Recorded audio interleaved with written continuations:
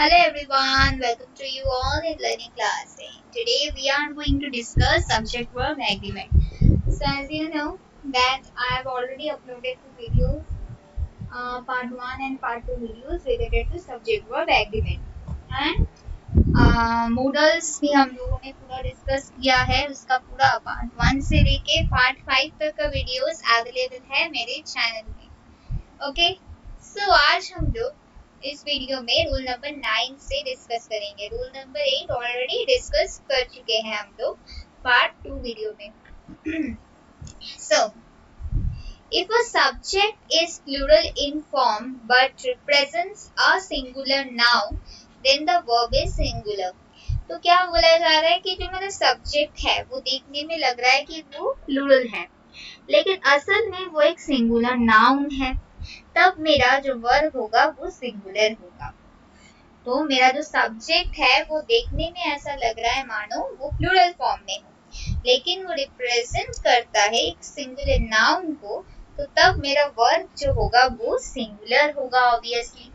So let us take some examples, then it will be more clear to you all. So number 1 example पहले देखिए। Maldives is an island country which is exceptionally beautiful। ठीक है, so here you can see that Maldives,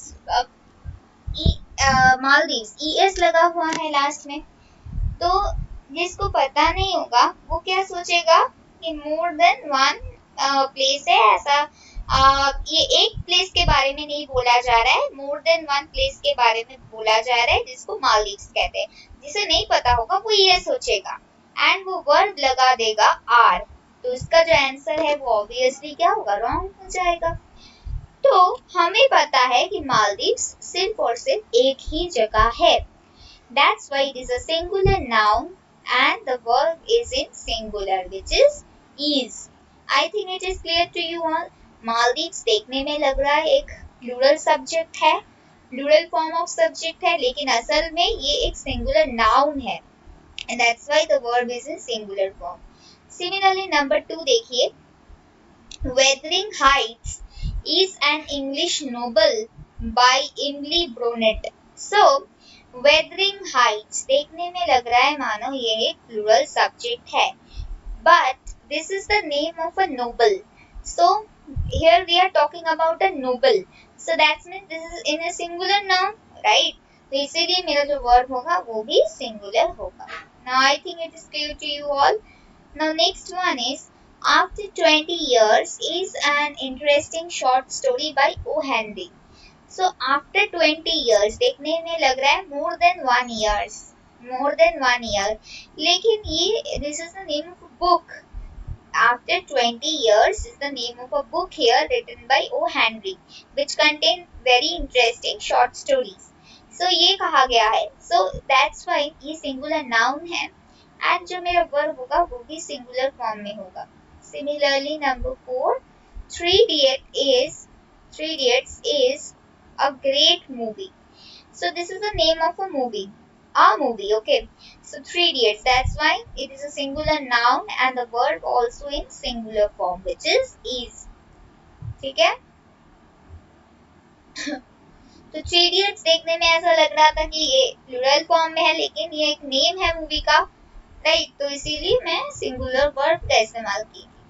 Now next one is number 10 which is when the subject of the sentence is a plural number and it represents a single unit of distance, time, weight or money, the verb is singular। तो very interesting and very easy also कि आपको यहाँ पर ध्यान रखना है कि कोई भी सेंटेंस अगर रिप्रेजेंट कर रहा है डिस्टेंस, टाइम, वेट या फिर मनी को, तो मेरा जो वर्ब होगा वो किस फॉर्म में होगा, वो सिंगुलर फॉर्म में होगा। I think it is clear to you all. So अगर मैं 1 किलोमीटर बोलूँ या 3 किलोमीटर बोलूँ, सो अगर सेंटेंस में यूज हुआ है 3 किलोमीटर, सो मेरा जो वर्ब होगा वो सिंगुलर फॉर्म में होगा, right? So let us take some examples। 10 kilos is heavy for a cabin baggage। So 10 kilos means more than 1 kilos। अब जिसे नहीं पता होगा ये रूल वो क्या करेगा, यहाँ पर आर लगा देगा, बस उसका जो आंसर है वो रॉन्ग हो जाएगा। वो सोचेगा कि क्यों रॉन्ग हुआ। एक्चुअल में जब भी कोई वेट रिप्रेजेंट होता है सेंटेंस में, तो मेरा जो वर्ब होगा, सेंटेंस का जो वर्ब होगा वो हमेशा सिंगुलर होगा। दैट्स व्हाई हम लोगों ने यहाँ पर इज लिखा है, चाहे वो 10 किलोज हो, 20 किलोज हो और 1000 किलोज हो, that doesn't matter. Okay, only you have to see that whether it is a distance, time, weight or money. अगर ये चार चीज है देन आपको सिंगुलर वर्ड यूज करना होगा, ठीक है। Now number 2 is 10 minutes is the reading time you will get before the examination. Same here also, time represent कर रहा है तो मेरा जो वर्ब होगा वो भी सिंगुलर होगा, which is. Now number 11 number rule देखिए sorry, a collective noun takes a singular word if the idea expressed is singular. तो एक collective noun हमेशा singular word लेता है जबकि कोई idea है वो express हो रहा है as a singular, ठीक है। It takes a plural word if the idea expressed by the collective noun is plural. तो collective noun हमेशा plural form of word लेता है जबकि कोई आइडिया एक्सप्रेस हुआ हो प्लूरल फॉर्म में। अब आपको ये क्लियर होगा और भी क्लियर होगा with the help of some examples.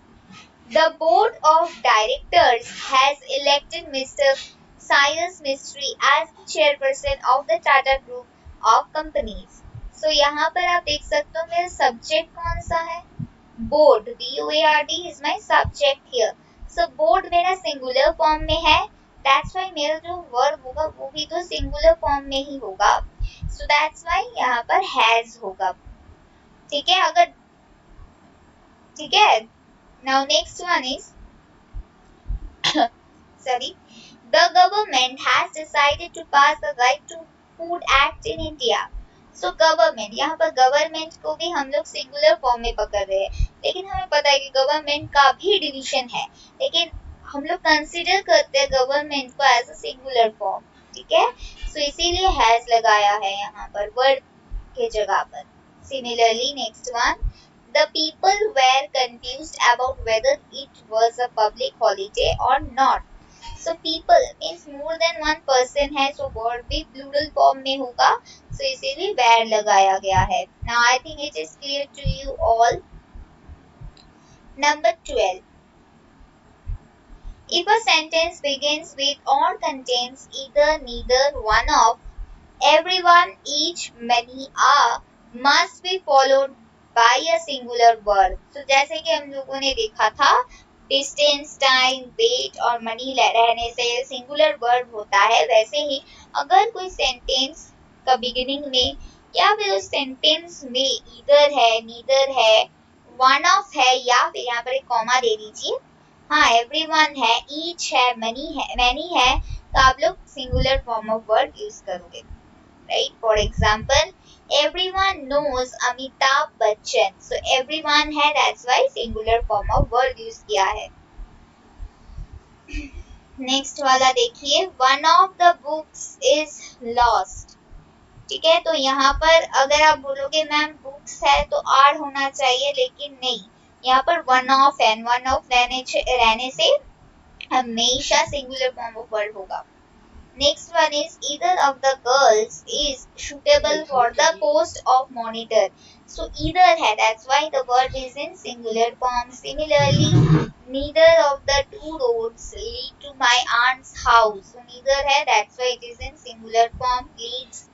Now next one is he asked me whether either of the applicants was suitable. So either है, देखिए बिगिनिंग में नहीं है लेकिन सेंटेंस में है, दैट्स व्हाई मेरा जो वर्ड होगा वो सिंगुलर होगा। Number next, many a man has done so, many है, मेनी रहने से भी सिंगुलर वर्ड होता है। Similarly many a man does not know his own good deeds, so many है इसीलिए सिंगुलर वर्ड। नाउ ईच रहने से भी सिंगुलर वर्ड होता है, each of this substances is found in India, ठीक है। Now I think it is clear to you all. Okay, so आज के लिए इतना ही। नेक्स्ट वीडियो में हम रूल नंबर 13 डिस्कस करेंगे एंड द रिमेनिंग डिस्कस करेंगे। सो आज के लिए इतना ही, चलिए bye and obviously please do like share and subscribe to our channel for more and more videos like this. Bye.